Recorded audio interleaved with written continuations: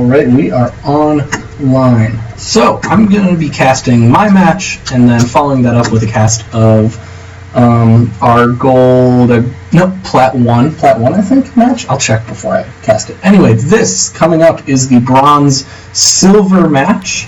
So, we are going to get right into this. Now, this was my match. I just played this about a second ago, so it's going to be a little weird casting because I do know what happened, but it's my job to cast all of these, and I suppose that includes my own. So, anyway, spawning up here in the left side of the map as the red Zerg from Team Rival Gaming, it is Endeavor.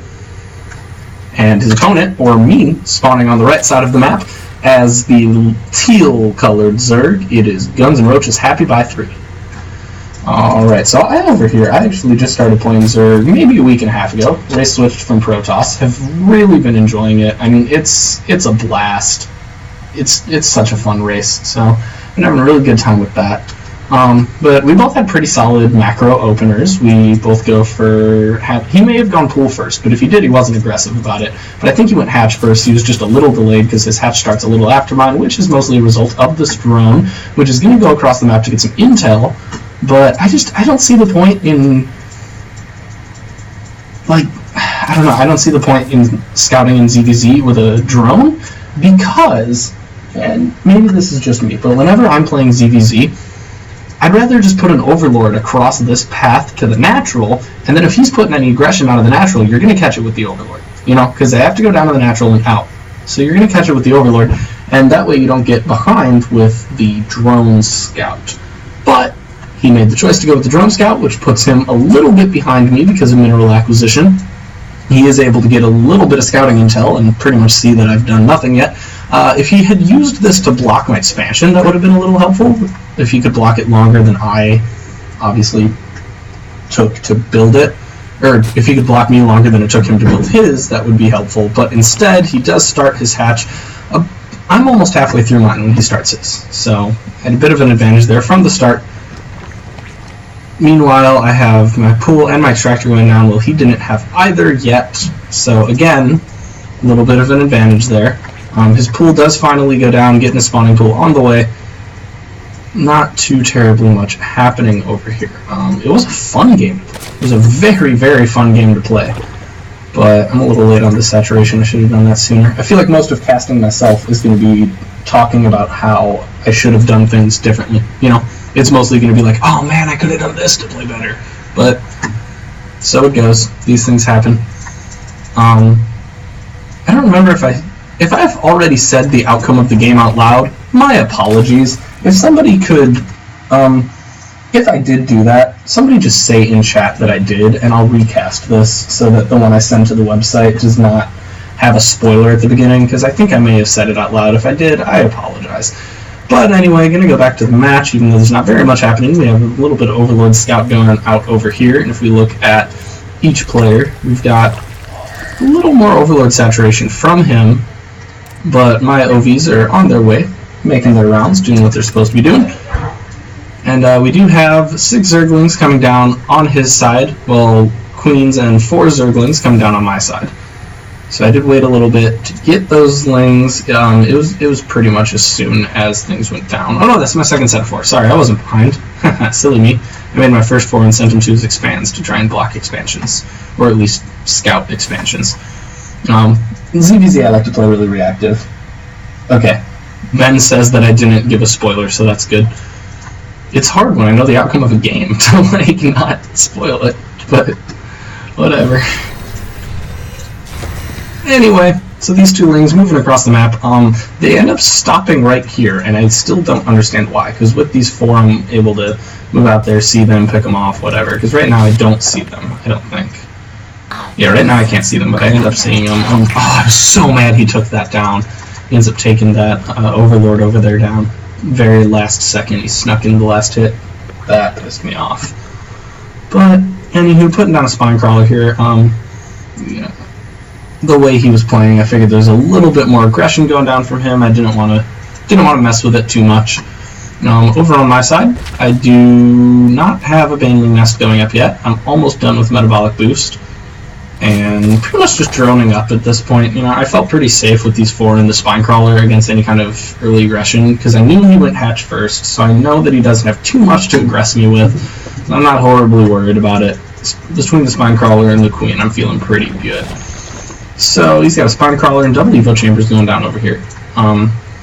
As I put up my spire, and an evo chamber goes right here in a minute, I swear. Baneling Nest first, then the evo chamber. So Baneling Nest is going down right there. I should inject. You can inject? I'm sure I'm doing other things, but I should probably inject. Damn, this is a delayed inject. I'm embarrassed.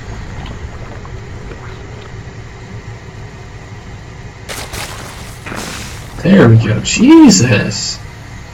That was embarrassing. I'm not that bad, I swear. Anyway, these lings go over here. I realize I can pick off those 2, figure out the rid of them once I notice them in my vision. Meanwhile, he sends 2 more over here to the Xel'Naga Tower just to try and get a little more vision of the map. It's usually good to hold that Xel'Naga. I probably should have held it earlier, and I should have held it with like 4 lings to hold that off, but I just wasn't thinking. I was so focused on my build, and I suppose that's sort of the nature of being new to a race. Oh, that inject timing was choice. See, I made up for the last one with that one. That's better. Spine crawler hanging out down here, none up here, so I didn't really need him. I got lings covering this ramp. Meanwhile, over on his side, he has 1-1 currently on the way for his ground units, building a couple of banelings. And I think I have my first couple. Yeah, this queen doesn't manage to take that down. This queen ends up being this guy's friend. I should have my first couple mutas on the way. Yeah, my first 3 mutas are on the way. Got a couple banelings coming up, a couple more zerglings, pretty much preparing myself to move out at this point. Got overlords down here just to get an idea of the map. So you can see my map versus his map. I've got a lot more vision here, which ZVZ, always good to have as much vision as you can. So he's got an overlord chilling over here. I move this mutalisk over here and start attacking. 2 more come and hang out with it, end up taking that overlord down. Meanwhile, there's overlords over here as well. A couple lanes over here. As that overlord goes down, I do have the hatch on the way as he is finishing 1-1, getting centrifugal hooks, starting his Hydra Den, and getting a couple of spore crawlers. He did see my mutas and responded with spore crawlers, which was a really good call for him to go with spore crawlers. I think 2 at each base is a little excessive because I have a very low number of mutas right now, but it was a good call for him. I think the biggest issue for him right now is this. I took out 2 overlords, and there's no way 2 overlords should take someone down to 44. Especially when we're at a point in the game where I'm at 118. I mean, 44, it's not cool. Some good Bane hits. I let that happen, which is unacceptable. I should not have let those Bane hits happen. I moved these mutas over here, try to pick these guys off a little bit. Notice that the Zerglings are, believe it or not, moving faster than the mutas. Move them back with that Zergling there. Hope he pops the Banelings. He decides not to. So I chase in, it's 1 kill. I figure 1 for 1 isn't too bad, given that I've got the advantage right here. But at this point, I move up. I check out if he has the base. I notice he has this base down here. I have 18 more Lings on the way. I have one attack for each coming up in the upgrades right now. More mutas on the way, and my army is chilling over here for a minute as I'm doing injects and stuff. And then I see over here, I saw before that he had this 3rd going down, so I decided to go down here and check it. And I start taking it out. He ends up getting a very, very last minute cancel on this, which made me kind of sad, but it's still a base denial, which is really important to have. I mean, ZVZ, if I can be on 3, and right after this I start to drone up my 3rd, I mean, being on 3 bases and starting to saturate the 3rd, and then denying his 3rd is really, really good. So I do have 2 more mutas on the way, and I start moving these mutas up, and these mutas are sort of the clincher for this game right here. I mean, this is also sort of a clincher, but these mutas helped me a lot right after this. I wasn't thinking straight, and I F2'd my army there. I meant to leave my Lings down there to take care of that, but no big deal. My mutas move over here. I'm trying to get in the middle of the line. I come down this direction, see that he has a spore crawler, say, nope, screw that. He takes out 1 muta, which I'm embarrassed by, but so it goes. And I start focusing this.